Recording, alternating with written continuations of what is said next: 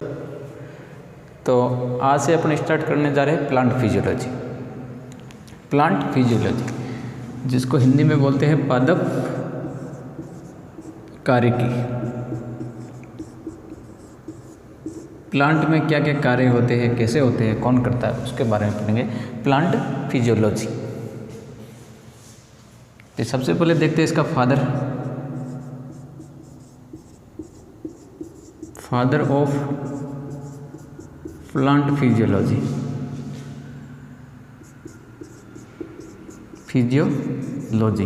हिंदी में बोलते हैं तो पादप कार्यकी का जनक। अब प्लांट फिजियोलॉजी का फादर कौन है उसके बारे में, ठीक है। तो प्लांट फिजियोलॉजी का जनक की बात करें तो इसका जनक है स्टीफन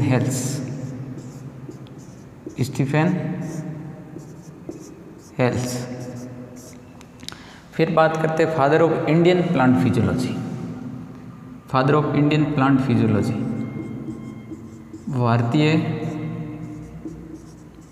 पादप कार्यकी का जनक।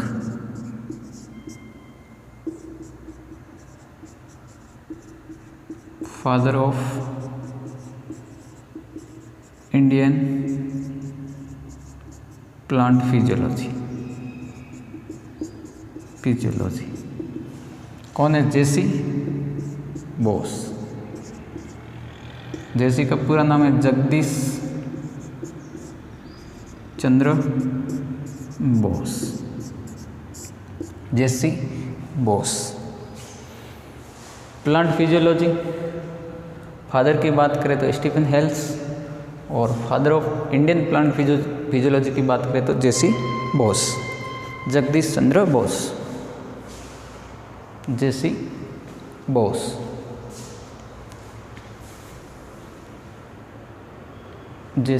बोस। अब प्लांट फिजियोलॉजी की परिभाषा मतलब तो कि पादपों में होने वाली समस्त जैविक क्रियाओं का अध्ययन को बोलते हैं प्लांट फिजियोलॉजी।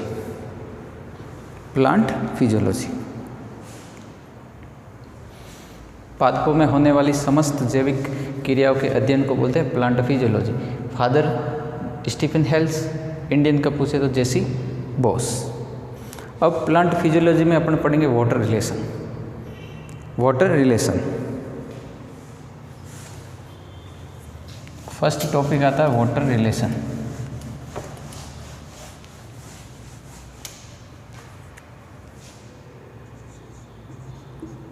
वाटर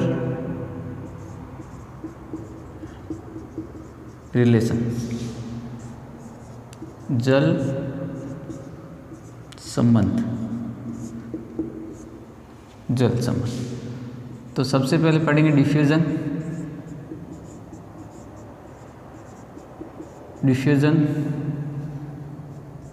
फिर आएगा डिफ्यूजन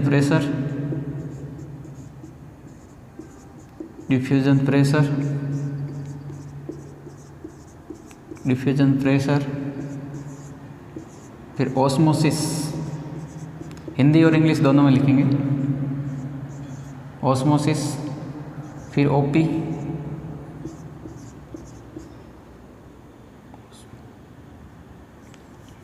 ऑस्मेटिक प्रेशर,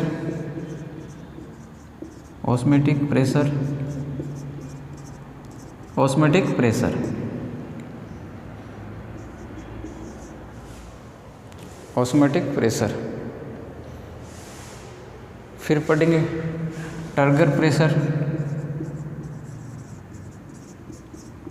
प्रेशर, फिर पढ़ेंगे वॉल प्रेशर,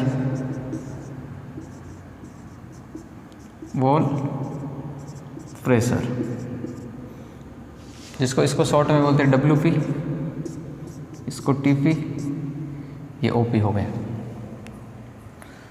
डिफ्यूजन हिंदी में बोलते विसरण, इसको बोलते विसरण दाब। प्रेशर मतलब विसरण दाब, ये प्रासरण, ये प्रासरण दाब, प्रासरण दाब। उसके बाद ये स्फीति दाब,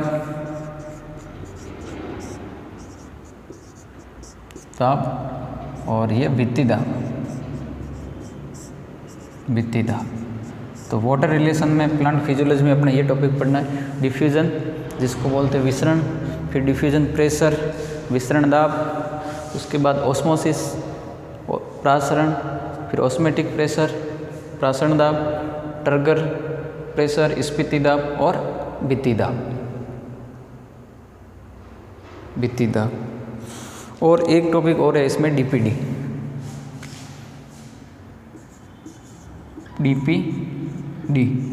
डिफ्यूजन प्रेशर डेफिशिएंट, हिंदी में लिख देता हूँ विसरण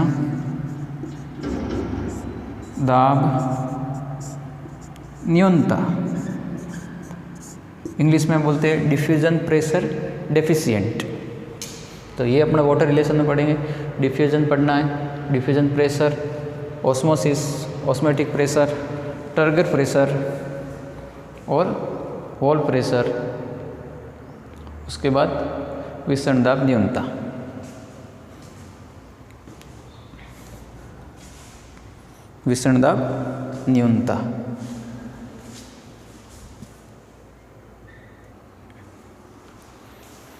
तो अभी तक अपने सबसे पहले देखा कि प्लांट फिजियोलॉजी, तो प्लांट फिजियोलॉजी का फादर है स्टीफन हेल्स। उसके बाद इंडियन प्लांट फिजियोलॉजी के फादर की बात करें तो जेसी बॉस। अब प्लांट फिजियोलॉजी में क्या पढ़ते हैं, तो प्लांट में होने वाली समस्त जैविक क्रियाओं के अध्ययन को बोलते हैं प्लांट फिजियोलॉजी। पौधों में होने वाली समस्त जैविक क्रियाओं के अध्ययन को प्लांट फिजियोलॉजी कहते हैं।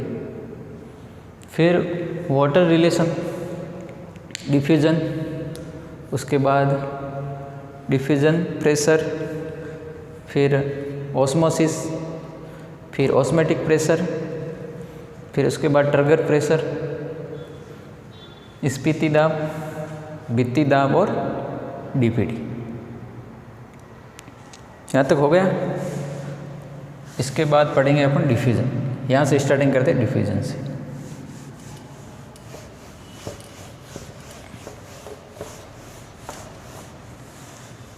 डिफ्यूजन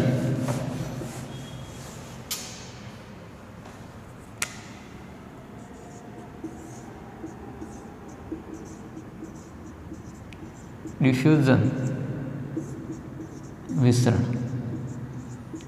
अब विसरण की परिभाषा। अब विसरण किसको बोलते हैं? अणु, परमाणु या आयन का अपनी अधिक सांद्रता वाले क्षेत्रों से कम सांद्रता वाले क्षेत्रों की ओर गति करना। आयन, मॉलिक्यूल्स या एटम,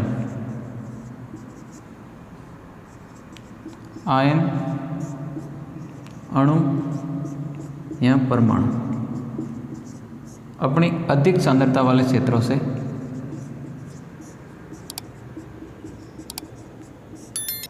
अधिक सांद्रता से हाई कंसंट्रेट से किधर की ओर? लो निम्न सांद्रता की ओर, निम्न सांद्रता की ओर क्या करेगा? मूवमेंट करेगा। तो इसको क्या बोलेंगे? विसरण। अणु या आयनों का अपनी अधिक सांद्रता वाले क्षेत्रों से कम सांद्रता वाले क्षेत्र की ओर गति करना क्या कहलाता है? विसरण। मान लो यहाँ हाई थे,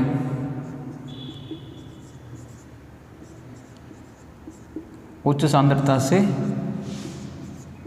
लो सांद्रता की, अधिक सांद्रता से कम सांद्रता की ओर गति करना, मूवमेंट क्या कहलाता है? विसरण।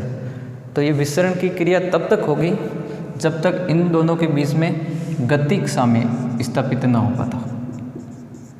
गतिक साम्य स्थापित नहीं हो पाता है तब तक विसरण की क्रिया होती है।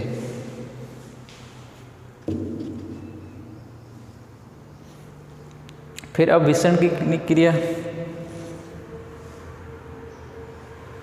विसरण की क्रिया सभी प्लांट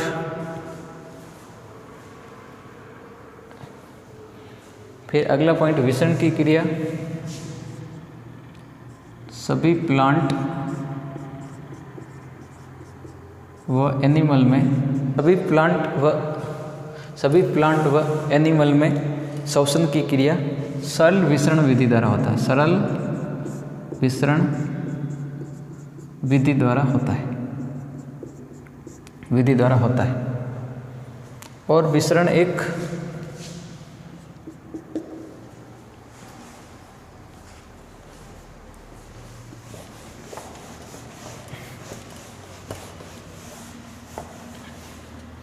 अब विसरण की दर सर्वाधिक किसमें होती है?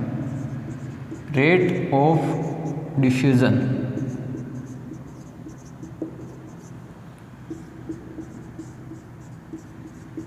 विसरण की दर सबसे ज़्यादा होती है गैस में, गैस, उससे कम लिक्विड, फिर सबसे कम सॉलिड।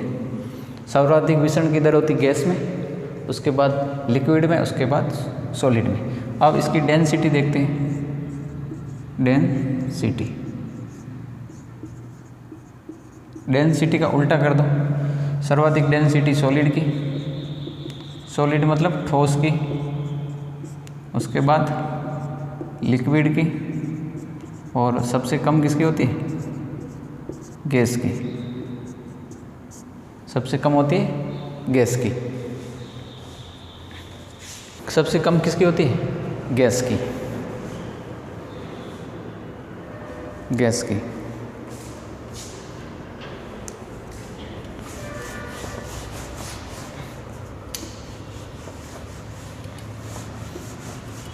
अगला पॉइंट लिखिए कि विसरण की क्रिया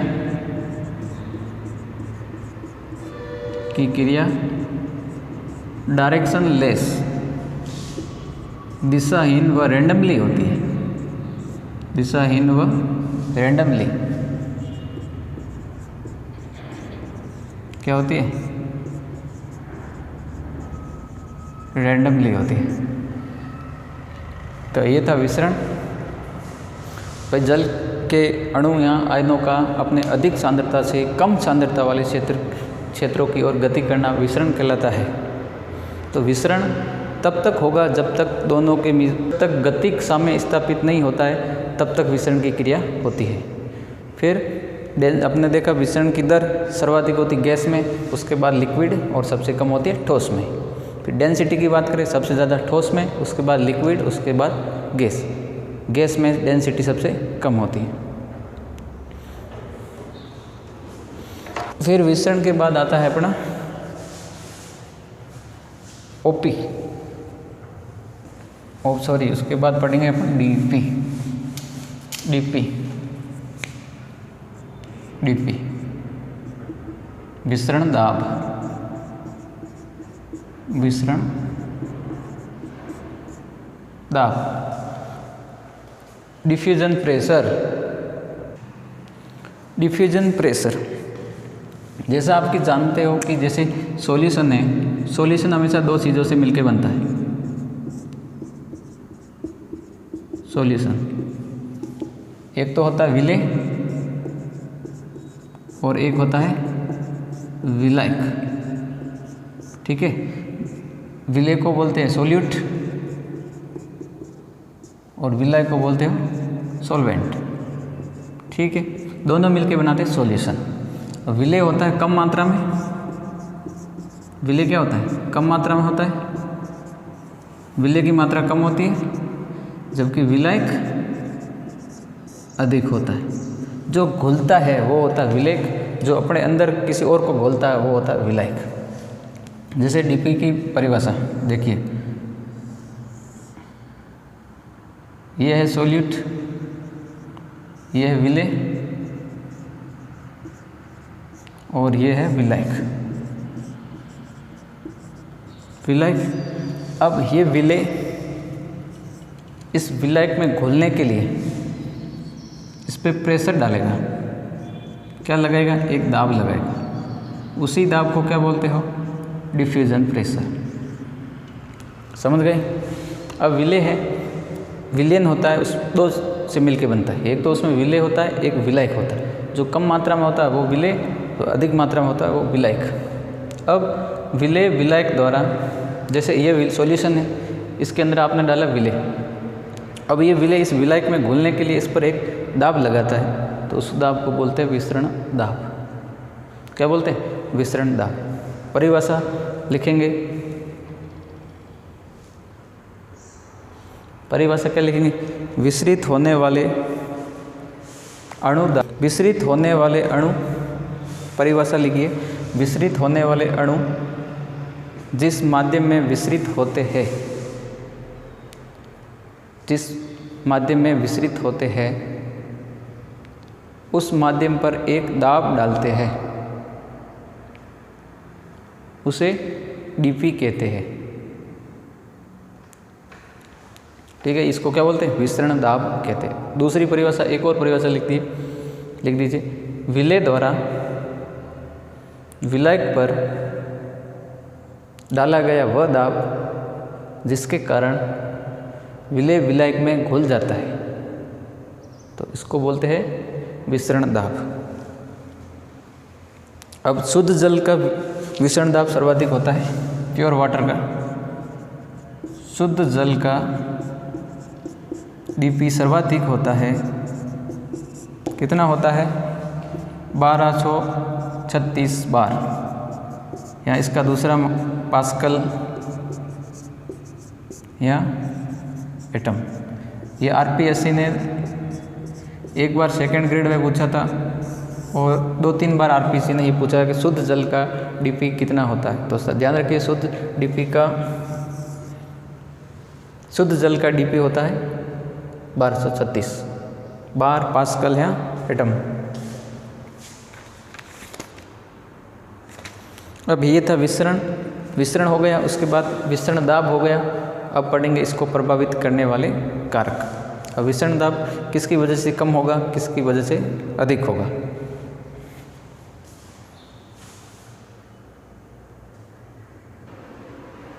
विसरण को प्रभावित करने वाले कारक। अब ऐसे कौन कौन से कारक है जिसकी वजह से विसरण की दर बढ़ती है, घटती है, क्या प्रभाव पड़ता है, वो वाले। तो फर्स्ट है टेम्परेचर, तापमान। टेम्परेचर, तापमान। Rate of diffusion, Hindi English दोनों में लिखेंगे, लोड मत लो। विसरण की दर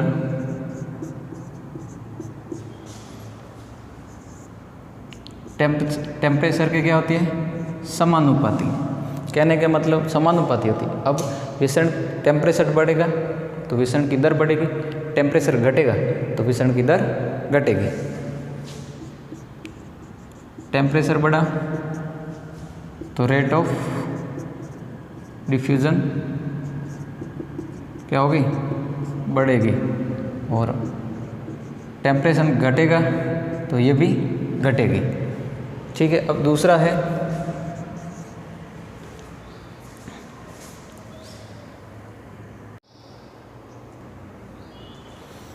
है प्रेशर, दाब,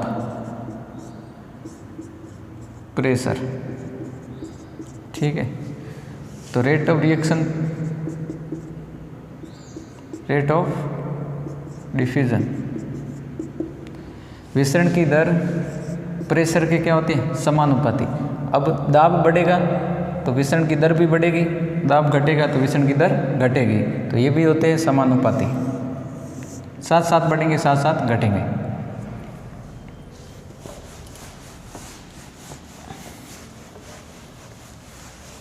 अगला है डेंसिटी। डेंसिटी, घन density. Rate of diffusion with क्रमानुपाती 1/, डेंसिटी। हिंदी में लिख देता हूँ। इसमें क्या लिखोगे? विसरण की दर, विसरण की दर अणु या आयन के डेंसिटी के वर्गमूल के व्युत्क्रमानुपाती होती है। मतलब रेट बढ़ेगी, रेट ऑफ डिफ्यूजन बढ़ेगा तो डेंसिटी घटेगी, डेंसिटी घटेगी, और ये घटेगा तो डेंसिटी बढ़ेगी। दोनों एक दूसरे के उल्टे, दोनों एक दूसरे के क्या है? उल्टे। और चौथा लास्ट है इसको, साइज ऑफ मॉलिक्यूल्स या आयन, या आयन, अणु का आकार। ठीक है, ये भी क्या होता है? व्युत्क्रमानुपाती होता है। ऐसा कैसे सेम होता है? ये दोनों जैसे व्युत्क्रमानुपाती थे तो विसरण की दर,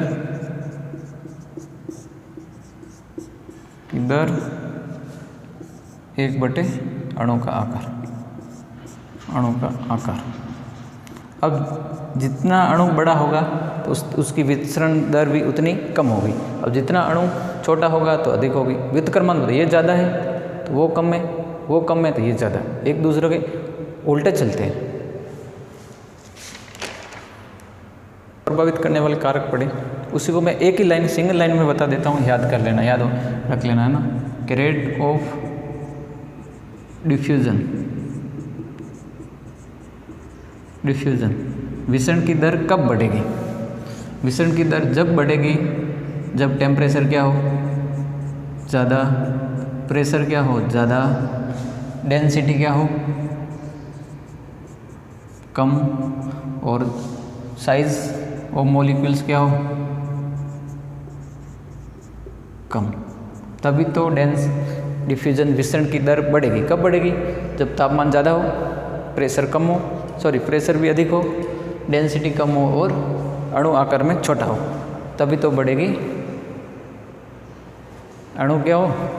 आकार में छोटा, तभी तो डिफ्यूजन की दर बढ़ेगी। और घटेगी कब? रेट ऑफ डिफ्यूजन कब घटेगी? तब घटेगी जब तापमान क्या हो?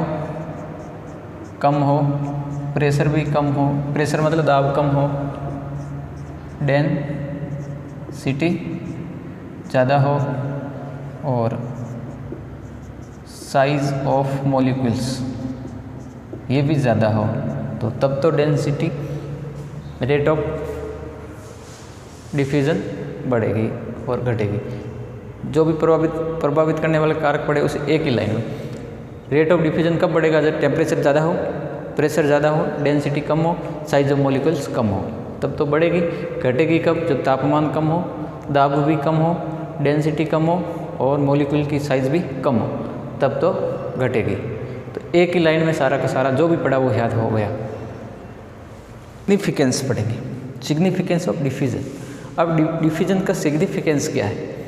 तो एक तो ये एक्सचेंज में काम आती है, एक्सचेंज ऑफ गैसेस, गैसों के आदान प्रदान में, गैसों के आदान प्रदान में। अब गैसों का एक्सचेंज कब होता है? एक तो फोटोसिंथेसिस के दौरान, फोटोसिंथेसिस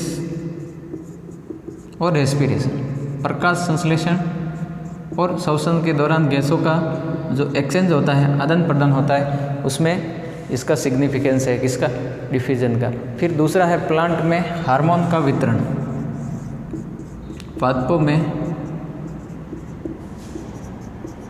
हार्मोन के वितरण में ये काम आती है। तीसरा है ट्रांसपीरेशन की क्रिया में, ट्रांसपीरेशन की क्रिया में हिंदी में इसको क्या बोलते हो? ये बोलते हो, पढ़ लेना है ना, ट्रांसपीरेशन की क्रिया में। तो ये थे इसके सिग्निफिकेंस। कि भाई विसरण के क्या सिग्निफिकेंस है।